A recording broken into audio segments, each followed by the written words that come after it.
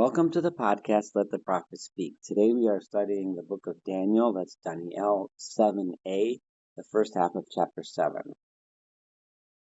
In this second half of the book of Daniel, from 7 until the end, the next 6 chapters are very different from the first 6 chapters. In the first 6 chapters, we heard stories in which the kings of Babylon and Persia were the central figures.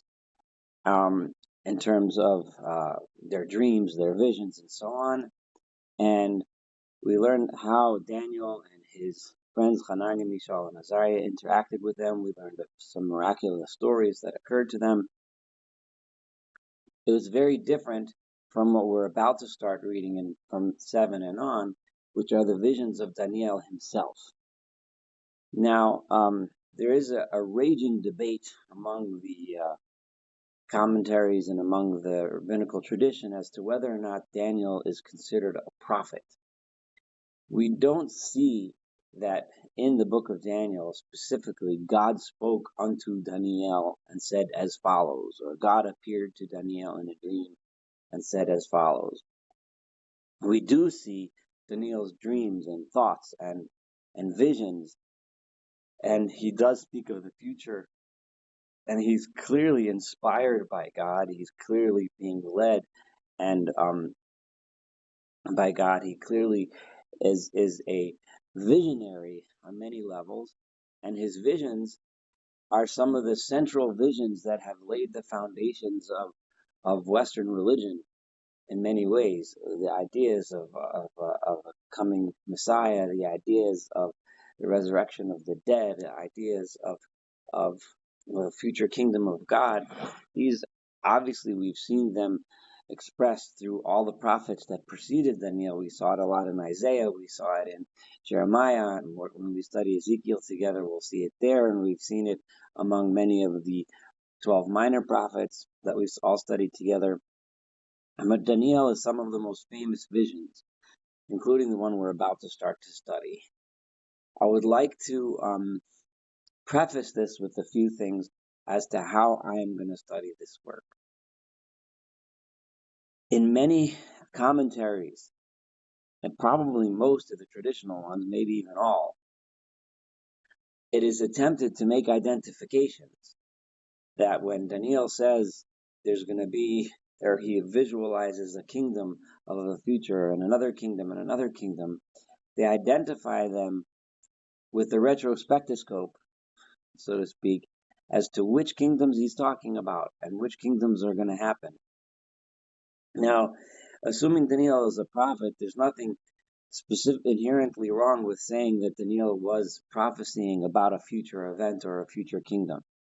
However, there's a very strong danger in that, and that is the danger that Chazal, that the rabbis taught us in the tractate Sanhedrin 97b. They said that they taught us never to try to figure out the meanings of these biblical texts in order to predict specific dates and times and kingdoms and so on for what the prophets were referring to. So to sit down and say, based on these verses and these visions of Daniel or any prophet, depending on which you're studying, must be that they're referring to the Soviet Union, or they're referring to the United States of America, or they're referring to Nazi Germany, or they're referring to the Roman Empire, or the British Empire, or whatever you want to claim that they're referring to. And therefore, if you calculate out the years in the year 2027, this and this and this is going to happen.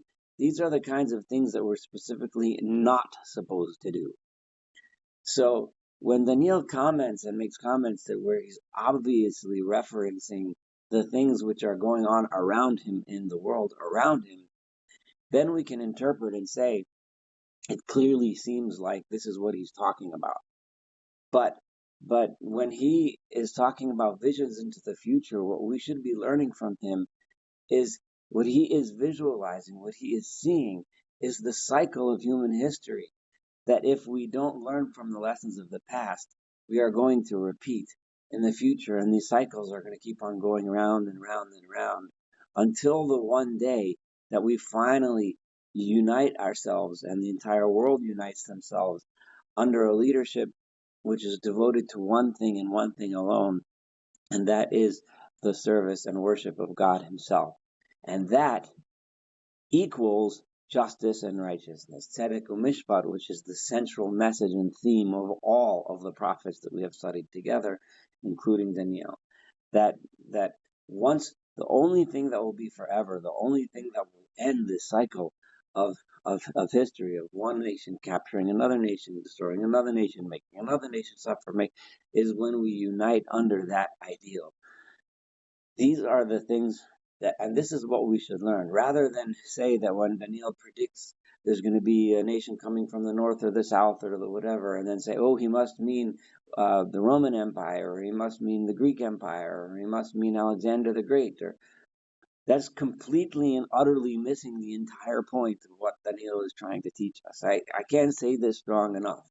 The point that Daniel is trying to teach us is that we as a world need to recognize that these cycles are going to continue and continue and continue until we unite with one singular purpose of worshiping and serving God. Now that we have this understood, I also would like to read to you a little bit from Maimonides at the end of in the last chapter of his magnum opus, the Mishnah Torah, where he makes this point extremely clear. I'm going to read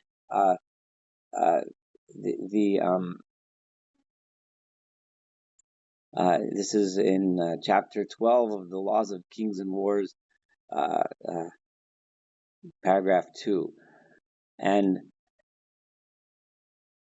from the plain, these are the words of the Rambam. I'm reading from the translation that's on the Sefaria website, although I might deviate a little bit from it. From the plain meaning of the words of the prophets, we understand that in the beginning of the days of the Messiah, there will be a war of Gog and Magog. Before that war, a prophet will arise.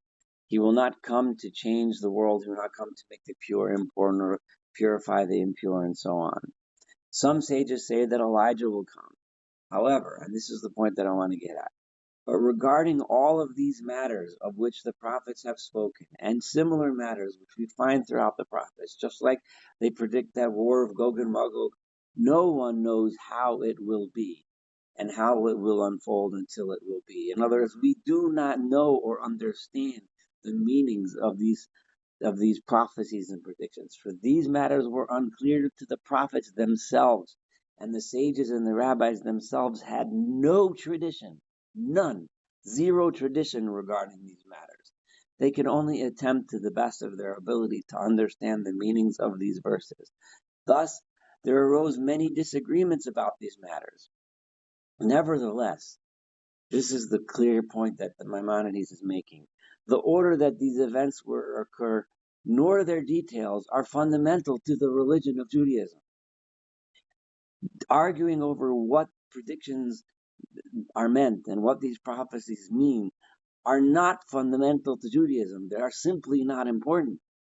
Deciding whether or not Daniel was referring to the Babylonians or the Persians or the Romans or the Nazis or some future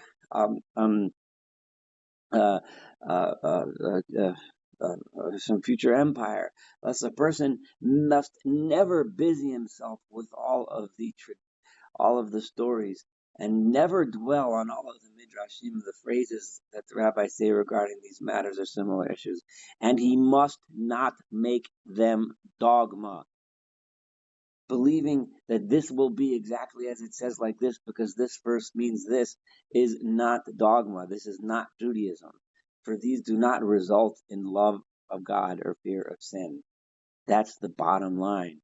When one studies the prophets in order to find predictions about the future, then one is doing exactly the opposite of what the prophets had in mind when they wrote these things. They do not result in love of God or fear of sin, and if they do not result in that, then you are simply reading it wrong. Similarly, one should never calculate when the times of the ends. I'm still reading the words of Maimonides. Our sages have said clearly that the spirit of those who try to calculate the ends will expire, meaning if this is what you try to do, you will ruin and completely corrupt the religion. Rather, One is simply to wait and believe in the principle and idea that the time will come, as we have explained. And he doesn't, now I'm speaking from myself. Until now I was quoting from Maimonides himself. What does this mean we should wait? It means we should wait and live the the principles of the Torah.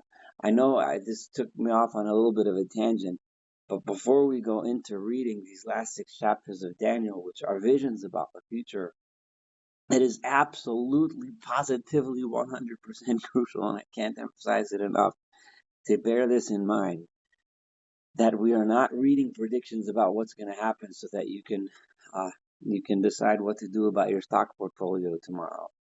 What we are doing is we are reading Daniel's visions of the future, of the cycle of history, of how history goes, and how it will one day end.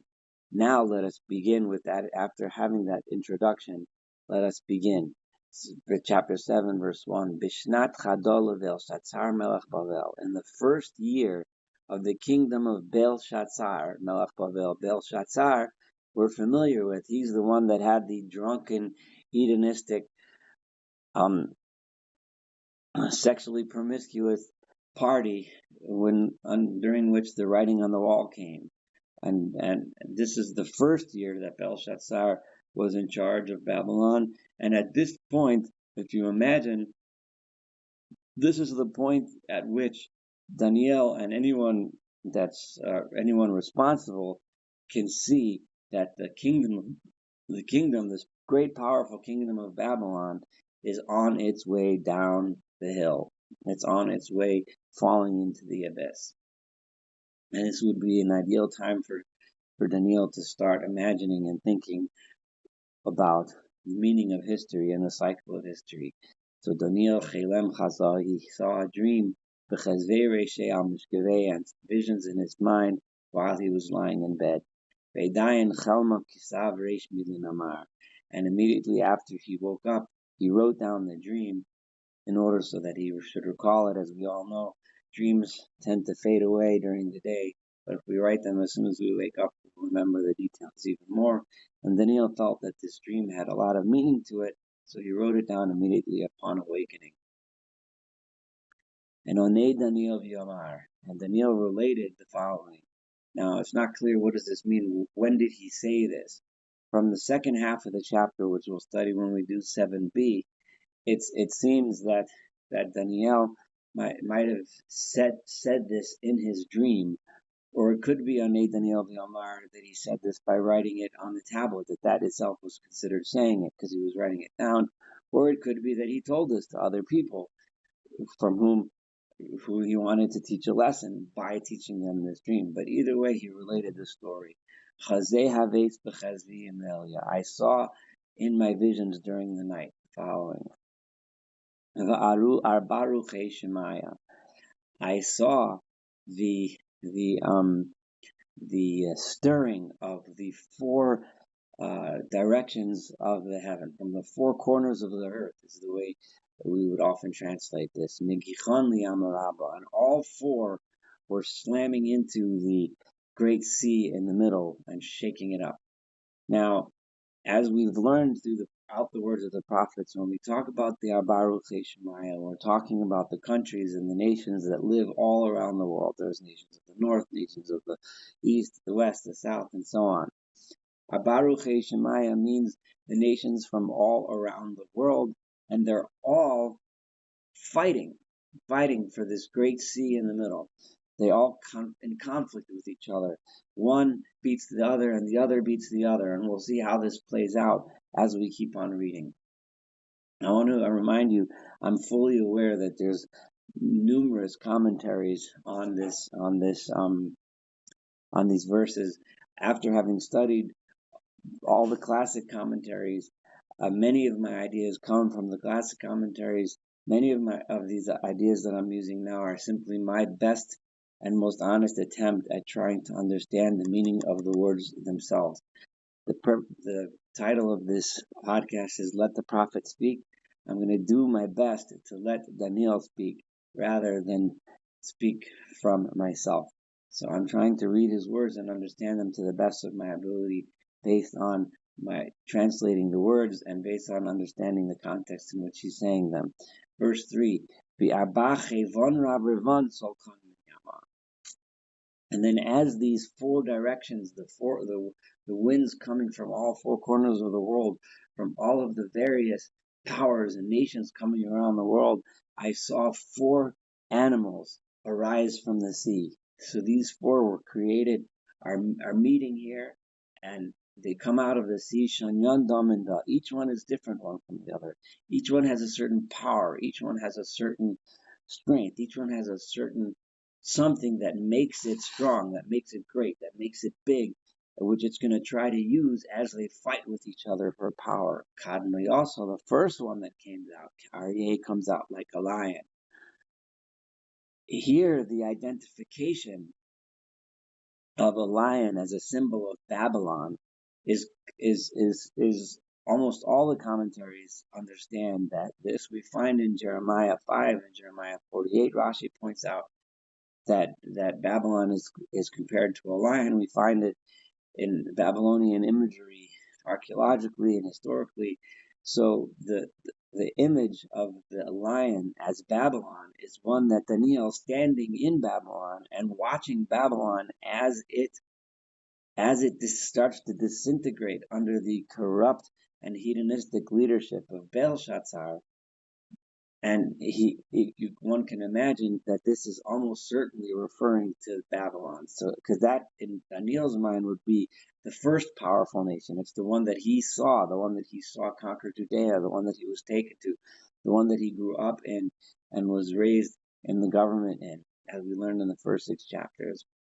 And it got Bindi Mishaile, and this Babylon was so strong, and it ruled over everything, and it had wings like an eagle that allowed it to soar over all the others. So all those the other 3 animals that haven't yet been described were being ruled over by Babylon. Chazeh Haves, as I was watching, Ad Dimeritu Gapai, and then suddenly its wings were cut off, Unetilas Minara, and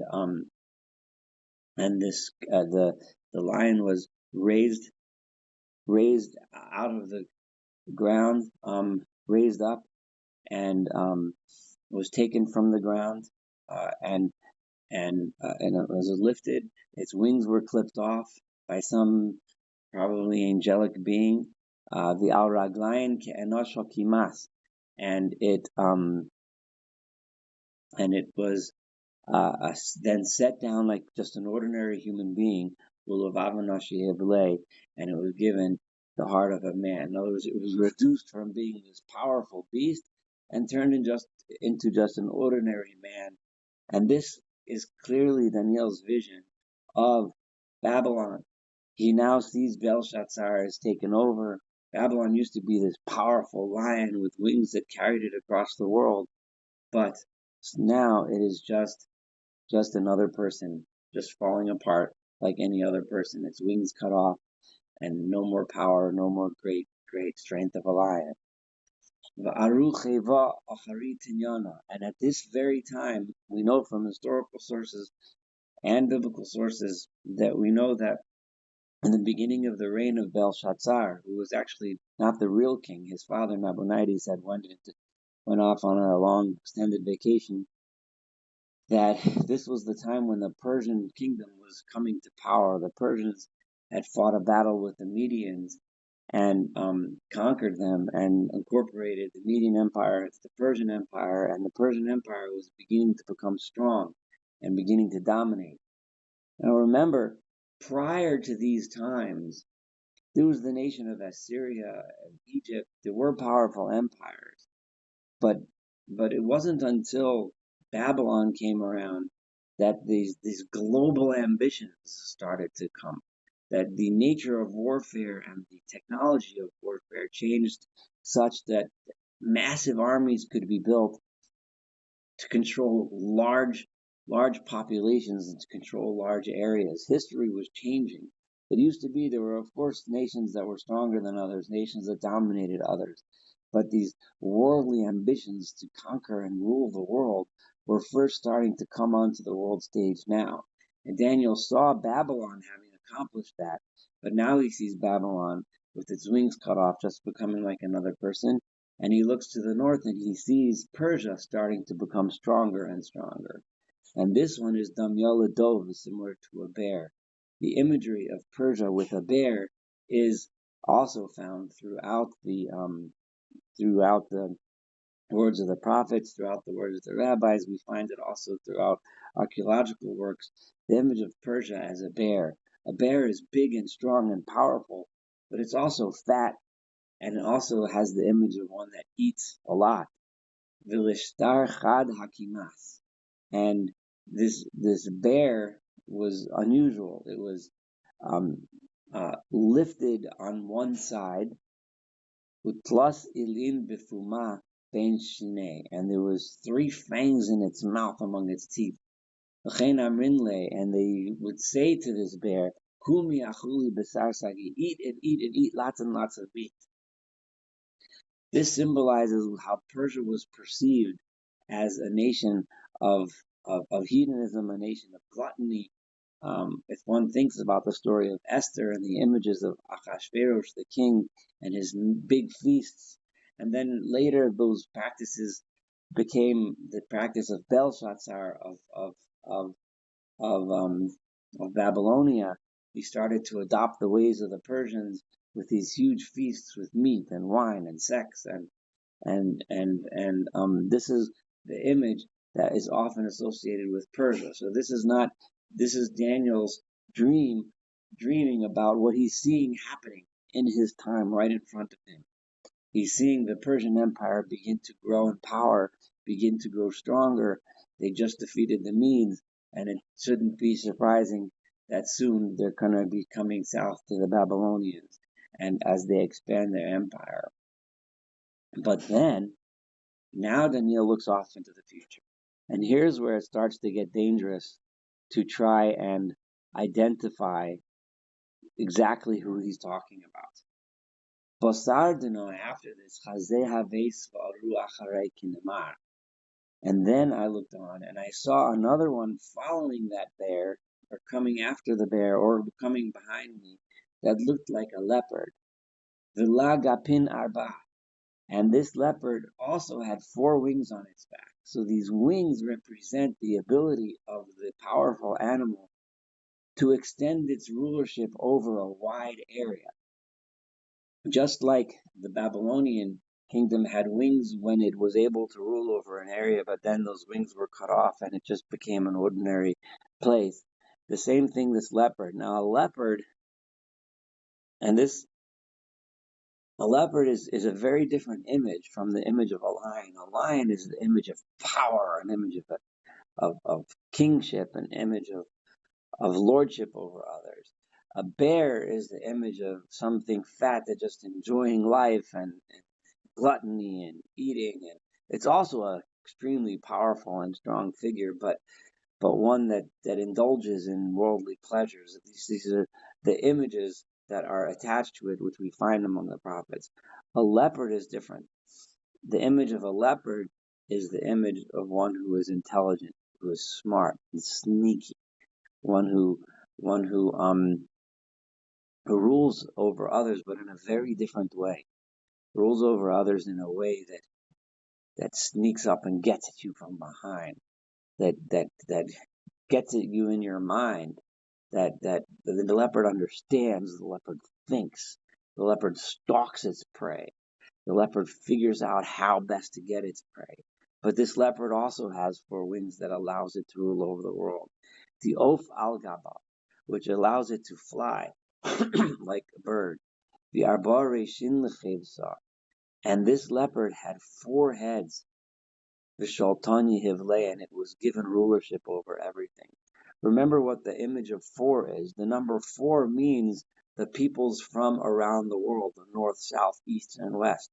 This is the image of an intelligent kingdom, a kingdom that learns how to rule the entire world because it has four heads. It's able to think on four ways. It's able to think, how do I rule these people the best? How do I rule those people the best? How do I rule those people the best? Which is why the verse ends with those words, Vishalton Yehivla, and rulership will be given to this leopard. It is extremely tempting to try to identify this with the Greek Empire. And it could very well be that it is identified with the Greek Empire. And it could very well be that Daniel had some awareness of rumblings that were already going on in the area of Greece and Macedonia, which was already the beginning times of those cultures, but very early on in the development of what we now know as the classical culture of Greece and so on. But in order to, one could say that he meant that clearly, but I think it's more important for us to think that what Daniel is saying is that in the future there will be kingdoms like this. There will be kingdoms that will be able to rule in a different way than the bear and the lion, but in a way that also involved culture, in a way that also involved um, having four heads, being able to understand and manipulate other countries and rule over them by spreading their culture, by spreading their way of life.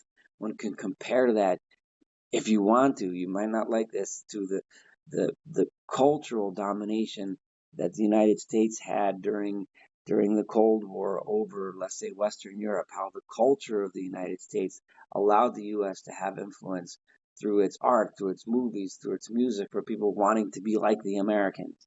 Now, this is just complete conjecture. You may or may not like that comparison, but the point being that this is Daniel looking into the future, saying there will be nations that will conquer other nations in this manner as well. The specific ones that it's referring to is not important. It doesn't matter if it's this one, that one, or the other one, but the idea is what is important. And then another kingdom comes about. Basardino, this is verse 7. After that, I continued to see in my dream, and I now see a fourth um, empire, which is an animal that is much more frightening. It is extremely fearsome and scary looking and extremely powerful. It had great iron teeth. Iron is always the metal associated with war, with instruments of war. This is powerful. It builds its might by its massive armies with massive weapons made of iron. This one devours and crushes. And it smashes it with its feet. This one does not rule like the leopard did, by spreading its culture, by spreading its ideas, by using its brain, but this one comes to crush with power, with force. It was very different than all of the animals that preceded it, the Karnaim Asarle, and it has. So Babylon did rule with power like a lion, but we know that Babylon was also, the image of Babylon was associated with wealth. It was wealth with which, it was gold. It was the head of gold of the statue of gold. Now remember, when Daniel was interpreting Nebuchadnezzar's dream back a couple chapters ago, he also had he had a head of gold, and then there was four parts, the four kingdoms represented by the large statue. The gold was Babylon, and then the next one of silver, and then the next one of iron and bronze and clay and so on. He's using it's this very similar dream, but this is his own dream, and now he sees a Kanayan Asarle. It has 10 horns. This awesomely fearful and awful creature is smashing the world with power. Very, very, very often, many of the commentaries identify this nation with Rome, but again, it is not. Rome might, in many ways, be the type of nation that Daniel was referring to in this vision. But that does not mean that he was specifically discussing Rome. But Daniel is having a vision looking into the future of other types of nations and other ways they will dominate the world. And just like he spoke of the leopard that dominated with its culture, with its mind, with its four heads, this one it's dominating with its 10 horns, with its iron teeth, which is with its smashing power and strength, just overwhelming force and power to control the world around it. So that might mean Rome. You can say it means the people during the days of the Soviet Union compared it to that. People in the days of Nazi Germany compared it to that. But a nation which becomes powerful and rules over others based on brute force is another nation which will exist in the future. And then, but then this is still not over yet, Daniel says. I saw these four animals of these four different types. But now in verse 8, Nistakal Haveit Bikarnaya. Now, while I was looking and just admiring or fearfully watching these 10 horns, Va'alu Karen Achari Ze'era Silkat Penihon. From inside those horns, from behind those horns grew another small horn.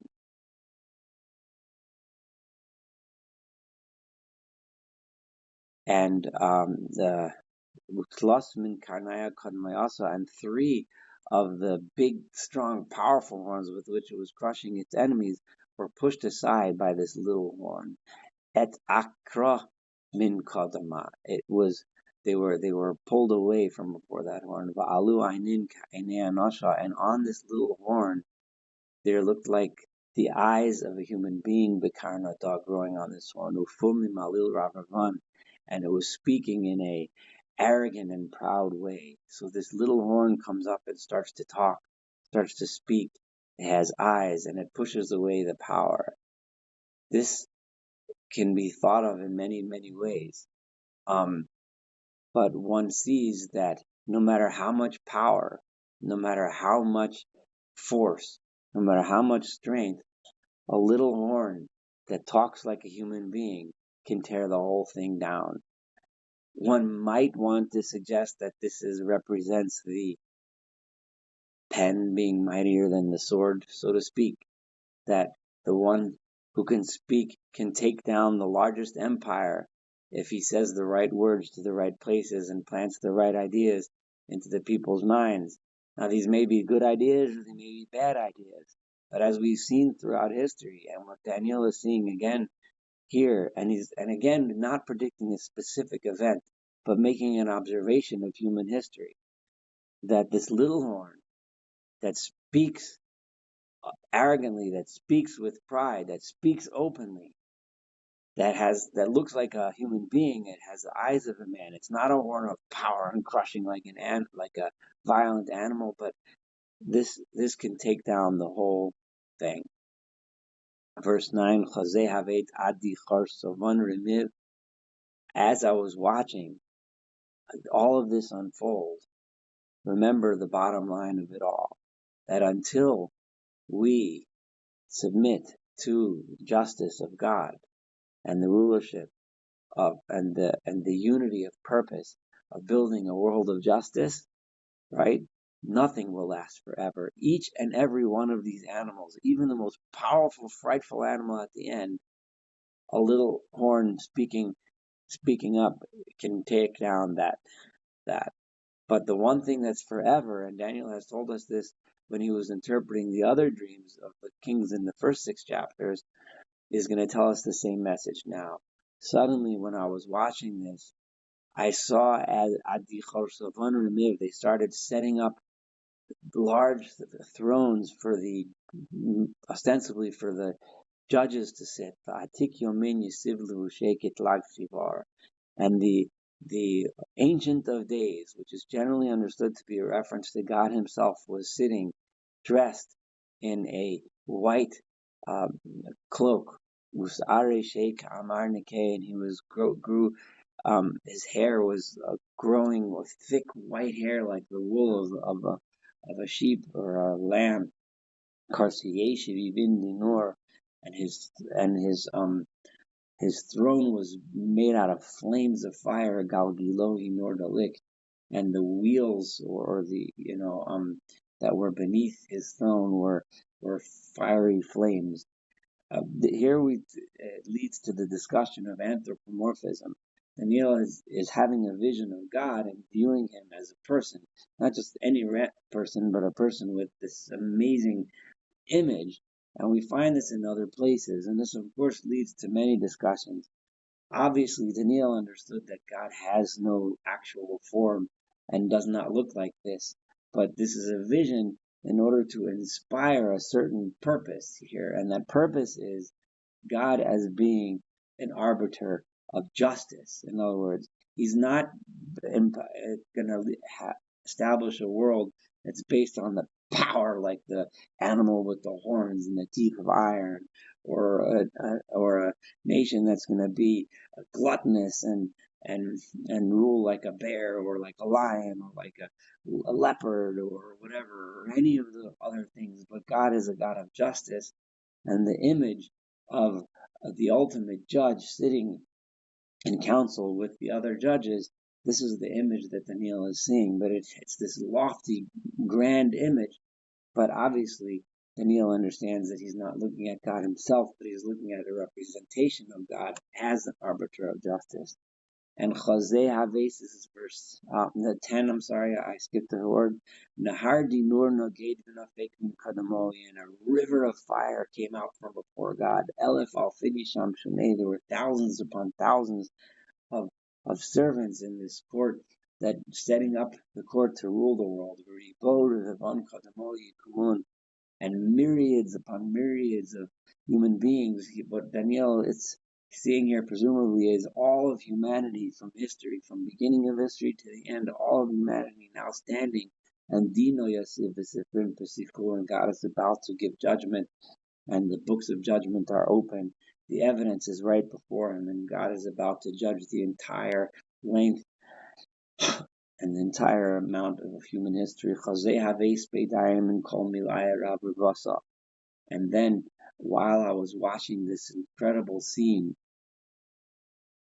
and I saw that because of the arrogant words that the horn spoke, the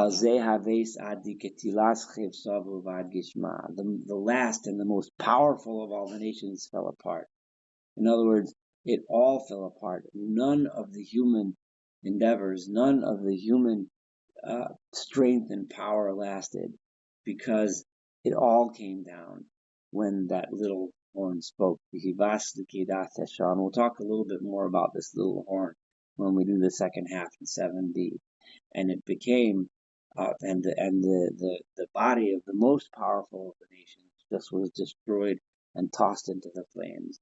In front of God, the most powerful and awful beast, the most powerful nation and empire, is like nothing. And all the other animals which were still around, still trying to establish their own and still having their own areas of influence, they were also just, all of their rulership was taken away. However, God did say during this judgment, I'm going to let you guys play this out. I'm going to let you guys play this out. You can keep on trying to conquer each other. I'm going to allow human history to continue. Daniel was looking to the future. He didn't see the kingdom of God coming tomorrow or next week or 10 years from now. He saw there was going to be a future. From Daniel's perspective, he was able to look forward and see that these powerful beasts of nations are going to be constantly fighting back and forth one with the other. However, I did see during this vision, and I did see that in the clouds of the heavens, there was a man that was coming. And he was going to be coming at the end of the days. There was going to be a leader who was going to come. And when he reached God, he was presented before God, and God acknowledged that yes, this person is going to lead the world to justice. And to him was given the actual leadership and the actual glory and kingship. And all nations and all people and all languages will then serve him. And him here means serve with him. Sholtanei Sholtan Olam, his kingdom will last forever. Dilo Yedei Umalchusei Dilo Yisrapel, and the his kingdom will last forever. His kingdom will be forever, because this king is the king who will lead the people in the worship of God. He will be the one who leads the people in and bringing about justice, leading with justice, not leading with power or might or any of the other ways. This, of course, is the image of the Messiah, and this is one of the most um, clear images of the Messiah. So here we have God recognizing that this human being, that this person is the king that will lead to a kingdom that will last forever. Again, an image which Daniel had told us about before when he was interpreting the Nebuchadnezzar's dream, that the kingdom of God is the kingdom that lasts forever. But now Daniel's seeing it in his own dream. In 7, thank you for studying 7a together. In 7b, we're going to study together Daniel's understanding and how he learned the meaning of the dream which we just read. Thank you so much for studying then Daniel together. Looking forward to studying 7b and this entire book of Daniel together.